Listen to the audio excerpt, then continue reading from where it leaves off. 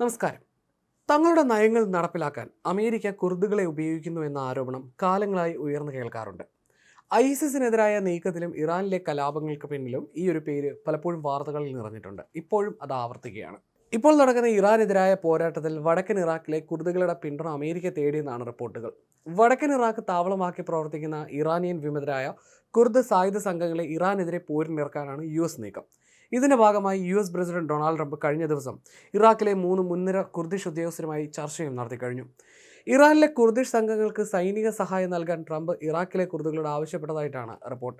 Iran ഭരണകൂടത്തെ കടുത്ത ശത്രുക്കളായി കാണുന്ന കുർദ് സംഘങ്ങളിൽ ആയുധ പരിശീലനം ലഭിച്ച ആയിരക്കണക്കിന് പോരാളികളുണ്ടെന്നാണ് വിവരം. ഇവർ കരയുദ്ധത്തിനിറങ്ങിയാൽ അത് ഇറാന് കനത്ത തിരിച്ചടിയാകും. എന്നാൽ അമേരിക്കയുടെ ഈ നീക്കം ഇറാഖിനെ കൂടി യുദ്ധത്തിലേക്ക് വലിച്ചിഴക്കുമെന്ന ആശങ്കയും ശക്തമാണ്. അതായത് അമേരിക്കൻ സൈന്യത്തെ ഇറക്കാതെ തന്നെ ട്രംപ് കളിക്കുന്ന മറ്റൊരു തന്ത്രമാണ് ഈ നീക്കം.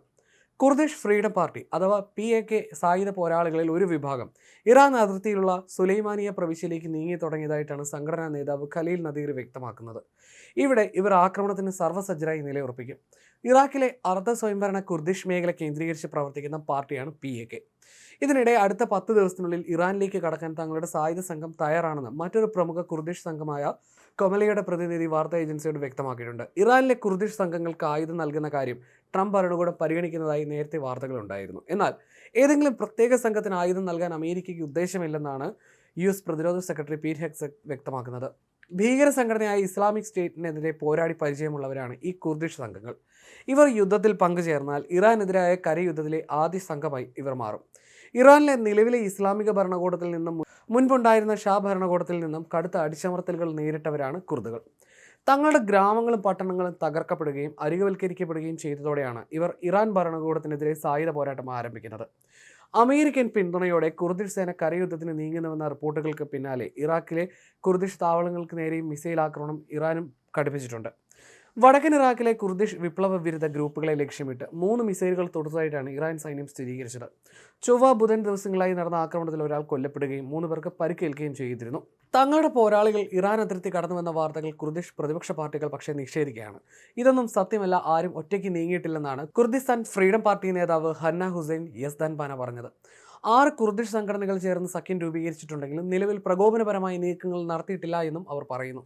കരയുദ്ധത്തിന് തയ്യാറാണെങ്കിലും അമേരിക്കയുടെ കൃത്യമായ പിന്തുണയില്ലാതെ ഇറാനിലേക്ക് കടക്കുന്നത് ആത്മഹത്യാപരമായിരിക്കുമെന്നാണ് കുർദിഷ് നേതാക്കൾ മുന്നറിയിപ്പ് നൽകുന്നത്. പ്രധാനമായും 2 ആവശ്യങ്ങൾ അവർ മുന്നോട്ട് വെക്കുന്നുണ്ട്. ഇറാന്റെ വ്യോമാക്രമണത്തിൽ നിന്ന് സംരക്ഷണം നൽകാൻ വ്യോമ നിരോധന മേഖല പ്രഖ്യാപിക്കണം. പോരാളികൾ നീങ്ങുന്നതിന് മുൻപായി ഇറാന്റെ ആയുധ ശേഖരങ്ങൾ തകർക്കാൻ US വ്യോമസേന തയ്യാറാകണം. ഇറാൻ ഭരണകൂടം അതിക്രൂരമാണെന്നും അവർ പറയുന്നു. ഞങ്ങളുടെ കൈവശമുള്ള ഏറ്റവും വലിയ ആയുധം കലാനിഷ്കോവ് മാത്രമാണെന്നും ഹന്ന ഹുസൈൻ കൂട്ടിച്ചേർത്തു. മിഡിൽ ഈസ്റ്റിലെ 4ാമത്തെ വലിയ വംശീയ വിഭാഗമാണ് കുർദുകൾ. പക്ഷേ അവർക്കൊരിക്കലും സ്ഥിരമായ ഒരു ദേശീയ പദവി ലഭിച്ചിട്ടില്ല.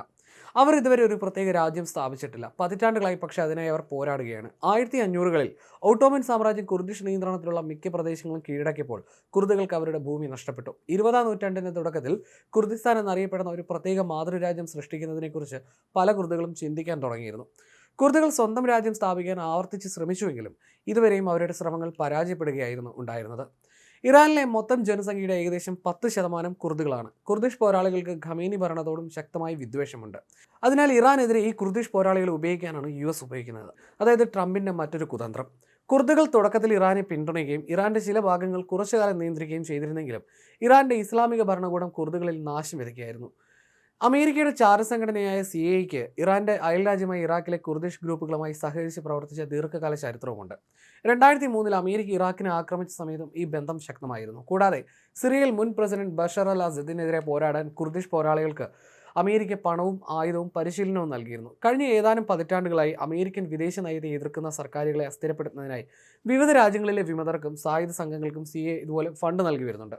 ഇറാനെതിരെ കരയുദ്ധത്തിന് ബൂട്ട്സ് ഓൺ ദ ഗ്രൗണ്ട് എന്ന നിലയിൽ കുർദുകളെ ഉപയോഗിക്കാനാണ് ട്രംപ് താല്പര്യപ്പെടുന്നതെന്ന അഭ്യൂഹം ശക്തമാണ്. എന്നാൽ കുർദുകളെ ആയുധമണിയിക്കാൻ നീക്കമുണ്ടെന്ന വാർത്തകൾ വൈറ്റ് ഹൗസ് ഔദ്യോഗികമായി നിഷേധിക്കുകയാണ്. അമേരിക്കയുടെയും ഇസ്രയേലിന്റെ ആക്രമണങ്ങൾ തുടരുന്നതിനിടയിൽ കുർദുകൾ കൂടി പോർക്കളത്തിലേക്ക് ഇറങ്ങിയാൽ പശ്ചിമേഷ്യൻ യുദ്ധം പുതിയ തലത്തിലേക്ക് മാറുമെന്ന കാര്യം ഉറപ്പാണ്.